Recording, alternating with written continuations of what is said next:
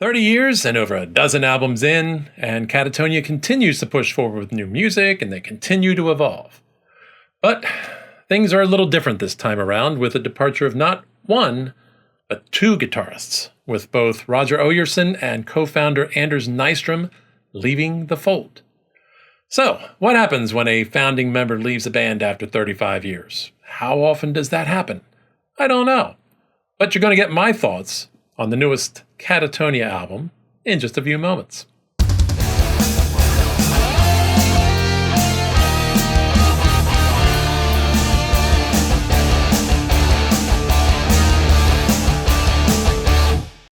Hey Prognoggins, Dave here. This is Bleeding Edge with your weekly album review. Okay, almost weekly. Give me a break. I have a life. I got things to do. So, the new album this week is Katatonia, and their latest is Nightmares as Extensions of the Waking State. Sounds like high-minded stuff right there. Seems like high concept. Doesn't seem to be a concept album that I know of, though. Just seems to be about, I don't know, musings, thoughts, things like that going through Jonas's mind. Maybe those are linked in some way, and maybe it is something of a concept album just by that linkage, but I don't think it is intended as a concept album. So, looking at the new revamped band, of course you've got Jonas Renske, or is it Jonas? I don't know. Sometimes I get lost in what I should be saying when it comes to these Scandinavian names, so forgive me if I mispronounce any of these. I'm almost certainly going to. Meanwhile, so we lost Oyerson and co-founder Nystrom. They have been replaced with Nico Elgstrand and Sebastian Svaland, both on guitars, of course. Returning are Nicholas Sandin on bass and Daniel Moilanen, the drummer. I know I killed one of those names in there somewhere. I don't know. Anyway, apologies again. We got 10 songs, about 46 minutes. It does seem 40 to 46 minutes is becoming a very common album length lately. A little short by today's standards as far as prog albums go, but it does seem to be a trend, so that's very interesting. Meanwhile, before we do the breakdown, a quick reminder, please don't forget to like and subscribe, to coin a phrase. And again, my methodology when it comes to all of this. 4 categories. I score on a scale of 1 to 5, and those categories are intellectual, innovation, technical, and emotional. All my thoughts, and I consider those my best attempts at objective scores. If it turns out the final objective score doesn't quite match my experience of the album, I may adjust it upwards or downwards according to my enjoyment modifier. So, let's get rolling here, starting as always with intellectual. So as I mentioned, Jonas seems to be in a bit of a pensive mood. And at the same time, I don't know, seems like he is always. He doesn't, sing about butterflies and lollipops and rainbows. He's usually got some pretty heavy stuff on his mind, sometimes some pretty depressing stuff. And let's remember, the band may not sound like a death metal band now, but that's where their origins are. The promotional materials talk a lot about the fact that he hit 50 while he was writing all of this. And that seemed to be a pretty significant milestone to him. It is to most of us, although it depends. Your mileage may vary according to that. I know I don't look it. I probably look 70. But when I hit 50, maybe it bothered me a little. Maybe it didn't. I don't know. Everybody's a little different, but it maybe seemed to be weighing on him. There's a lot of subject matter, it seems, in the album lyrics that seem to talk about the weariness of the world and at times feeling hopeless or giving up or not having the energy to fight. Things like that. At least that's the way I understood them. It's a lot of poetic imagery throughout the album. Some of it a bit obscure, and some of it I had trouble tracking. Did pick up some new vocabulary words and phrases, or actually was reminded of one. The river Lathe, also known as the river Styx, where the dead drink the water and forget their past life. Okay, we're talking about the dead. Topor apparently is a state of being that basically means lethargy, lack of physical energy. So there's that. Then we have Lilac Time. I'm not sure what that was. Best connection I could find would be a 1928 movie with Gary Cooper, which seems to talk a lot about the idea of, finding love in the midst of war.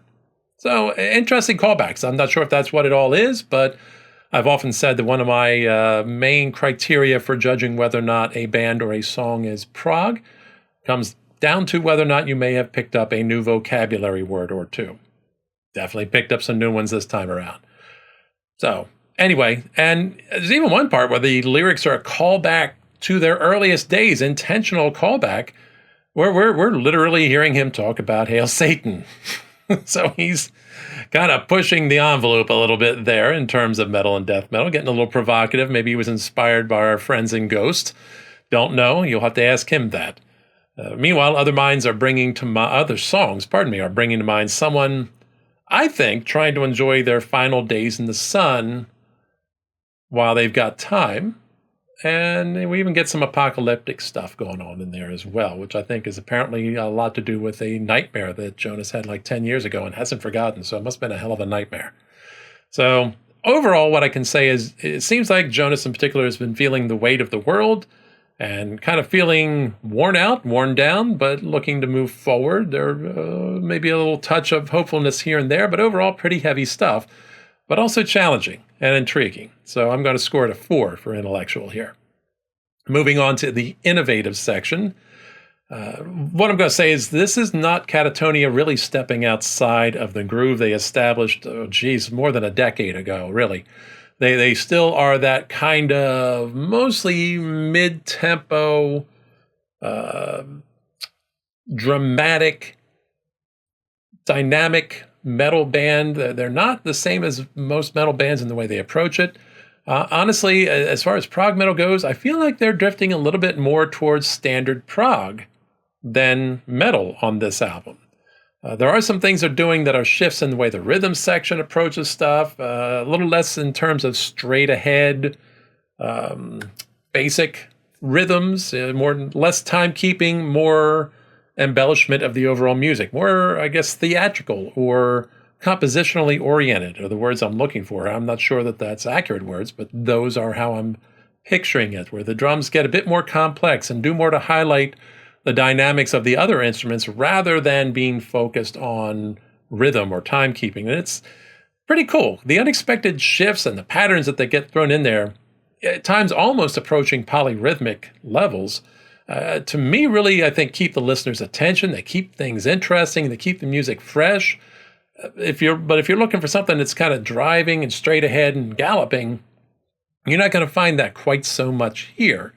And I don't know that that's a good or a bad thing. I guess that's up to you, the listener. For me, either or. It's kind of a cool thing, and I kind of enjoyed a lot of it. And frankly, the drumming was pretty impressive on Daniel's part.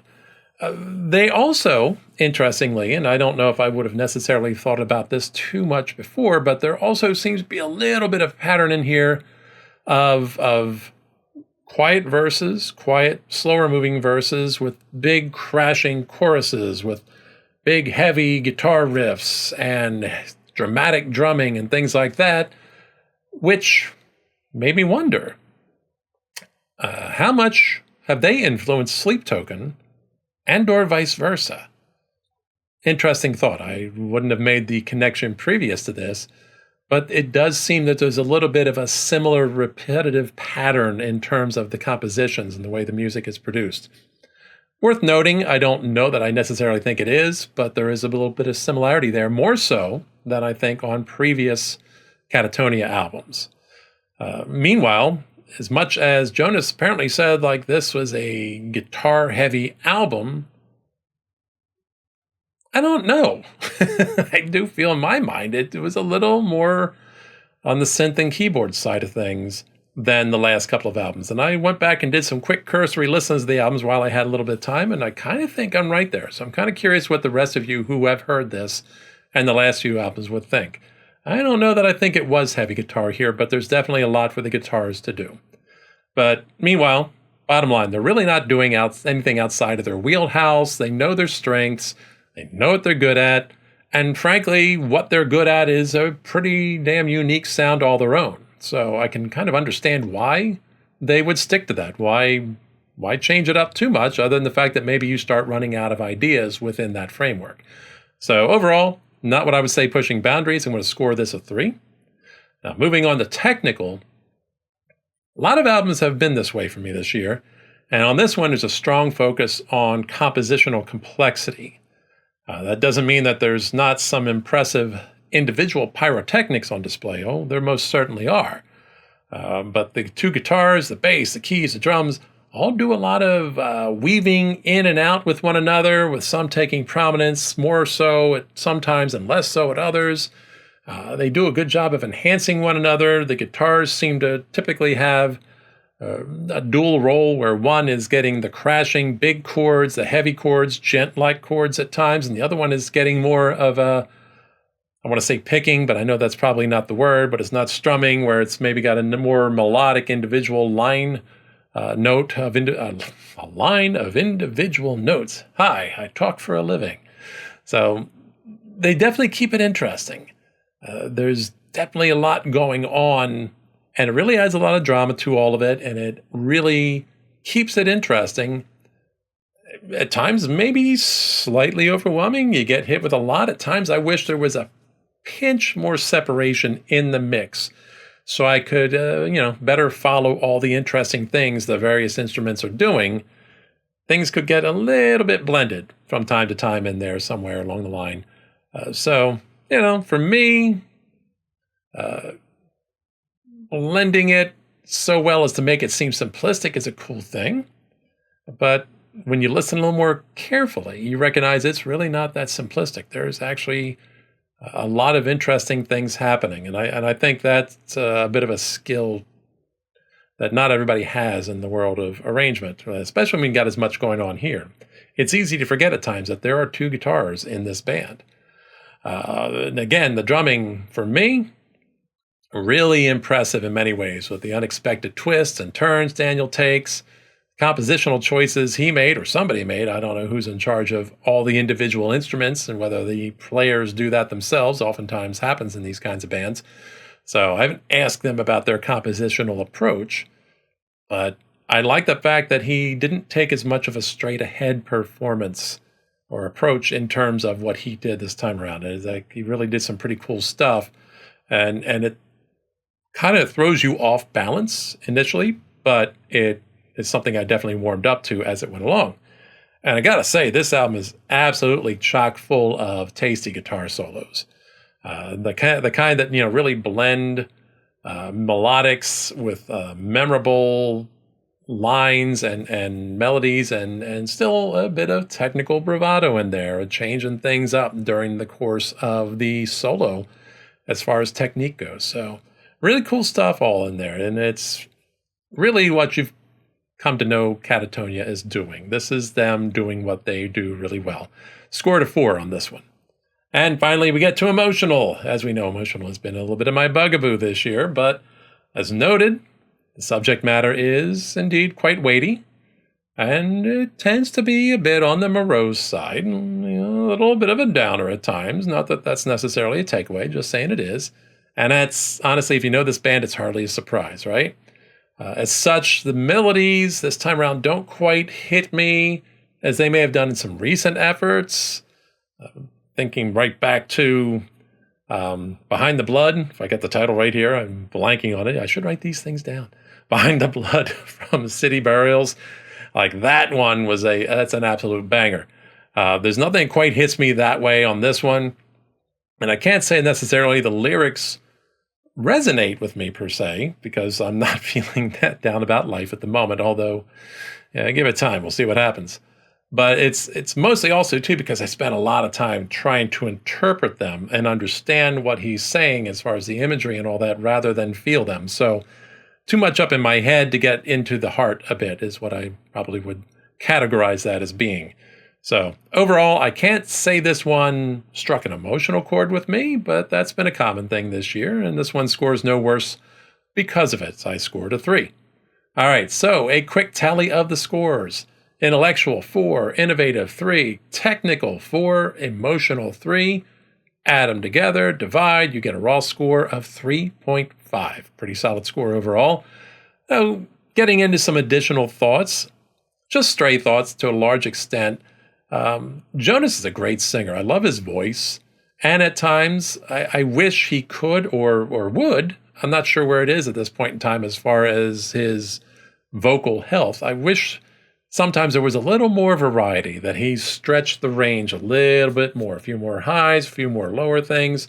He has a certain wheelhouse, and he stays very clearly within those boundaries. And over the course of an album, it can get a little, what's the word I'm looking for? Boring, I guess. Not boring, because he's got a great voice.